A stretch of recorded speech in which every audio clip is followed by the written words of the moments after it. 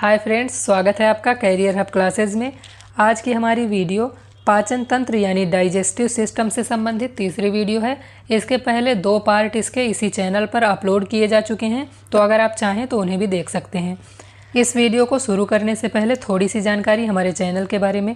देखिए, हमारे चैनल में साइंस, जिसमें बायो, केमिस्ट्री और फिजिक्स तीनों शामिल हैं, पॉलिटी यानी संविधान, हिस्ट्री जिसमें एंशिएंट हिस्ट्री, मेडाइवल हिस्ट्री और मॉडर्न हिस्ट्री तीनों शामिल हैं, ज्योग्राफी जिसमें वर्ल्ड ज्योग्राफी और इंडियन ज्योग्राफी, मैप आदि के माध्यम से आपको समझाई जाती है, और इसके अलावा स्टैटिक जीके। ये जितने भी सब्जेक्ट हैं, इनसे संबंधित जितने भी टॉपिक बनते हैं, उन सभी टॉपिक्स को या उन सभी चैप्टर्स को इस चैनल पर चित्रों के माध्यम से, डायग्राम के माध्यम से, मैप्स और चार्ट्स आदि के माध्यम से आपको समझाया जाता है।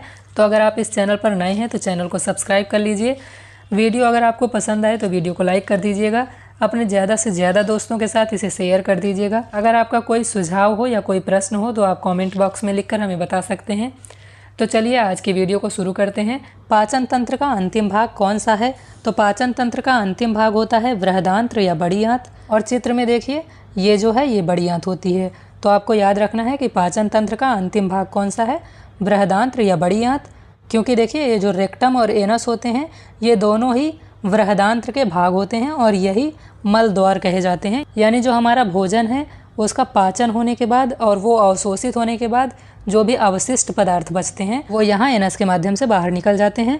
और ये जो एनस होता है या जो रेक्टम होता है, ये बड़ी आंत के भाग होते हैं। इसलिए हम कहेंगे कि पाचन तंत्र का अंतिम भाग बृहदांत्र या बड़ी आंत होता है। पाचन तंत्र का अंतिम भाग है बृहदांत्र या बड़ी आंत। फिर अगला प्रश्न है, उल्टे यू आकार की संरचना किसकी होती है? तो उल्टे यू आकार की संरचना होती है बृहदांत्र या बड़ी आंत की। ये देखिए, चित्र में आप देख लीजिए, ये उल्टा यू, अगर आप उल्टा यू बनाएंगे तो वो कुछ इस प्रकार का बनता है। और देखिए, कुछ उल्टे यू आकार की ही संरचना बड़ी आंत की भी होती है। तो इसलिए इस प्रश्न का सही उत्तर हो जाएगा ऑप्शन नंबर 3, यानी बृहदांत्र या बड़ी आंत उल्टे यू आकार की होती है। फिर अगला प्रश्न है, अग्नाशय में कौन से एंजाइम पाए जाते हैं? तो जो अग्नाशय है, सबसे पहले तो आपको ये देख लेना चाहिए चित्र में कि अग्नाशय कौन सी संरचना है। ये देखिए, ये जो कुछ हल्के ग्रीन कलर की पत्ती नुमा संरचना है, यहाँ पर ये पत्ती नुमा संरचना होती है। तो आपसे ये पूछा गया है कि अग्नाशय में कौन से एंजाइम पाए जाते हैं। पहला है ट्रिप्सिन, दूसरा है लाइपेज, तीसरा है एमाइलेज और चौथा है उपर्युक्त सभी। तो ये जो अग्नाशय होता है, इसमें ये तीनों ही एंजाइम पाए जाते हैं, चाहे वो ट्रिप्सिन हो या लाइपेज हो या एमाइलेज हो। तो इसका सही उत्तर हो जाएगा ऑप्शन नंबर 4, यानी उपर्युक्त सभी। अब देखिए, इनमें से कौन सा एंजाइम किसको पचाने का काम करता है? तो जो ट्रिप्सिन होता है वो प्रोटीन को पचाता है, लाइपेज होता है वो वसा यानी फैट को पचाता है, और एमाइलेज जो होता है वो कार्बोहाइड्रेट को पचाने का काम करता है। अगला प्रश्न है, इरेप्सिन एंजाइम कहाँ पाया जाता है? तो इरेप्सिन एंजाइम पाया जाता है छोटी आंत में। तो इसका ऑप्शन नंबर 2 सही है। इरेप्सिन एंजाइम जो होता है वो पाया जाता है छोटी आंत में। फिर अगला प्रश्न है, यकृत यानी लीवर का वजन लगभग कितना होता है? ऑप्शन नंबर 3 इसका सही उत्तर है, यानी 1500 ग्राम या लगभग 1.5 kg। ऑप्शन में आपको 1500 ग्राम भी दे सकता है या 1.5 kg भी दे सकता है, तो आपको दोनों याद रखने हैं। फिर अगला प्रश्न है, यकृत यानी लीवर के संबंध में कौन सा कथन गलत है? पहला है, यह ग्लूकोज को ग्लाइकोजन में बदलता है। दूसरा है, शरीर की सबसे बड़ी ग्रंथि है। तीसरा है, पित्त रस के स्राव से यह भोजन को अम्लीय बनाता है। और चौथा है, यह कोलेस्ट्रॉल और हिपैरिन का निर्माण करता है। आपको बताना है कि यकृत के संबंध में इनमें से कौन सा गलत है। तो देखिए, पहला है, यह ग्लूकोज को ग्लाइकोजन में बदलता है। तो ये बात बिल्कुल सही है, यह ग्लूकोज को ग्लाइकोजन में बदलता है।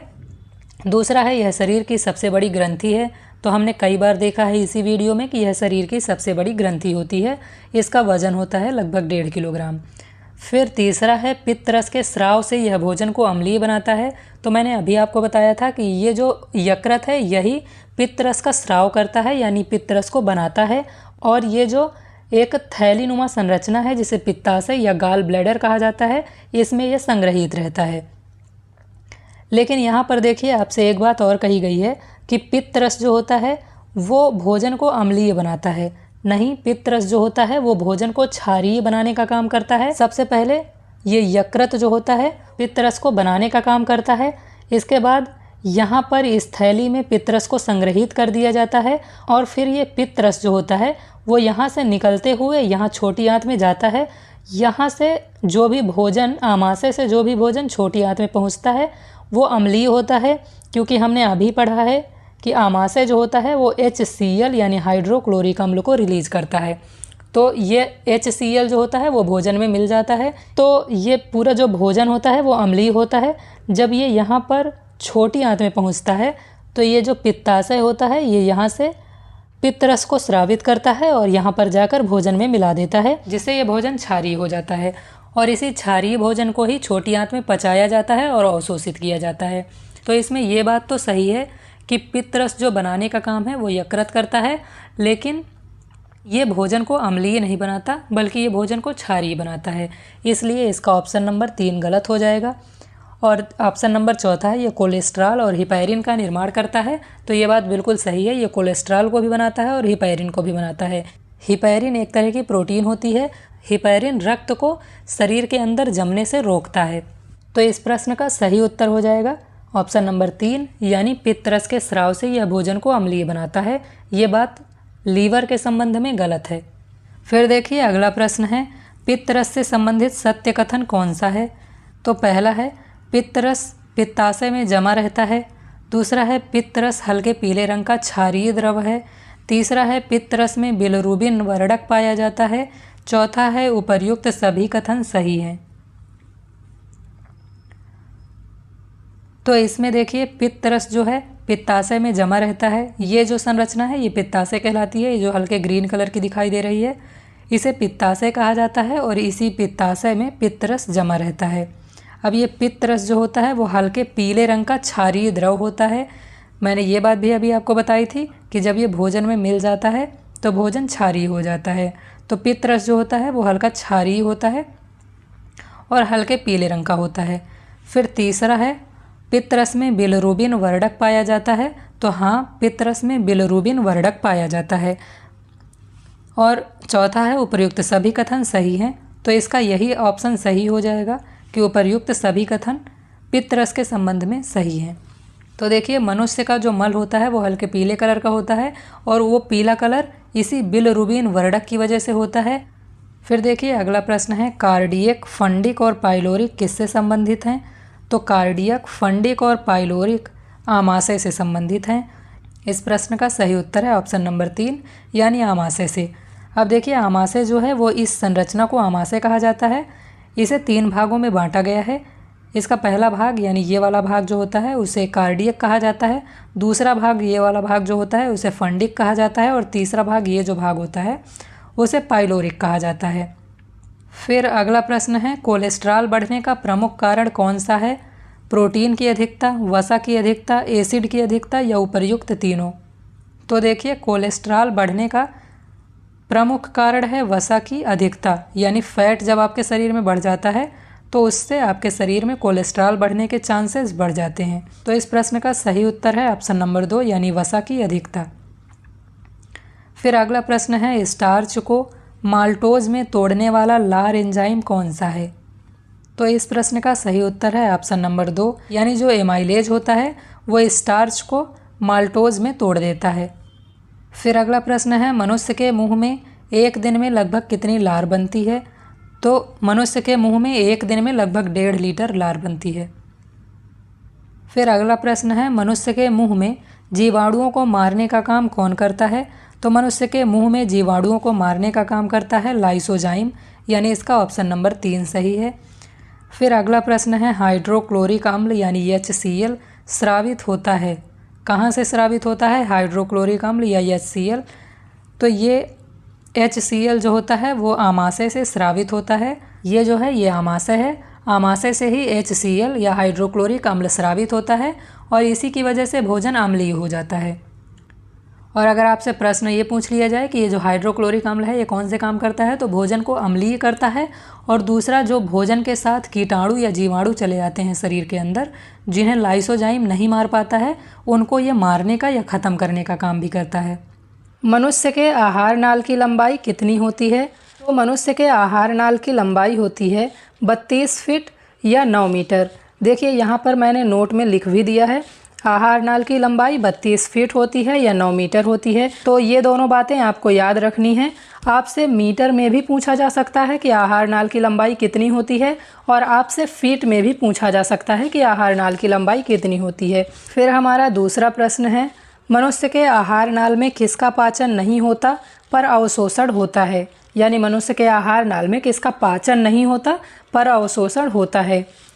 तो देखिए मैंने यहाँ पर लिख रखा है कि मनुष्य की आहार नाल में किसका पाचन होता है और मनुष्य की आहार नाल में किसका अवशोषण होता है। तो मनुष्य के आहार नाल में पाचन होता है कार्बोहाइड्रेट, वसा और प्रोटीन का। लेकिन मनुष्य के आहार नाल में जल, विटामिन और खनिज का अवशोषण नहीं होता है। यहाँ पर मैंने आपके लिए लिख भी रखा है, देखिए कि मनुष्य के आहार नाल में जल, विटामिन और खनिज का अवशोषण होता है पर पाचन नहीं होता है। पाचन सिर्फ कार्बोहाइड्रेट, वसा और प्रोटीन का होगा, और अवशोषण जो होगा वो होगा जल का, विटामिन का और खनिज का। अब ऐसा क्यों होता है? तो कार्बोहाइड्रेट, वसा और प्रोटीन थोड़े बड़े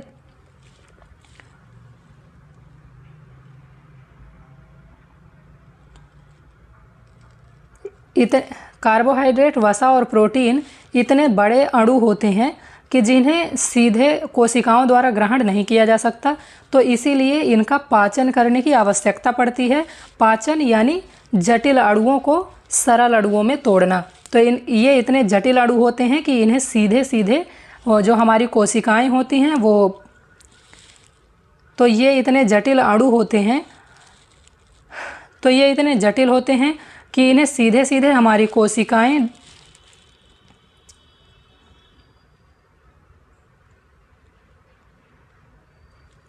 तो ये जो हैं कार्बोहाइड्रेट, वसा और प्रोटीन इतने जटिल अणु होते हैं कि इन्हें सीधे सीधे हमारी कोशिकाएं खा नहीं सकती या डाइजेस्ट नहीं कर सकती हैं।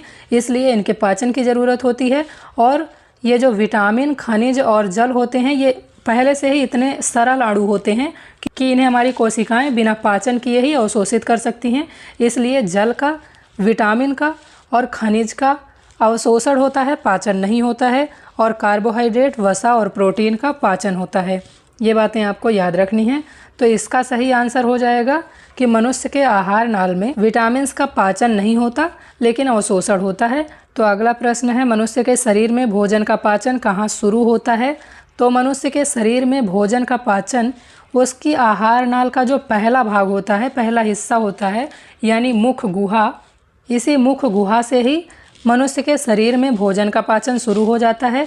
तो इसका राइट आंसर होगा मुख गुहा से, यानी ऑप्शन नंबर 4। फिर आपसे पूछ लिया जाए अगर कि मनुष्य के आहार नाल में पाचन खत्म कहाँ पर होता है, या मनुष्य के आहार नाल का अंतिम अंग कौन सा है या अंतिम भाग कौन सा है, तो आप कहेंगे कि मनुष्य के आहार नाल में जो पाचन खत्म होता है वो छोटी आंत से होता है।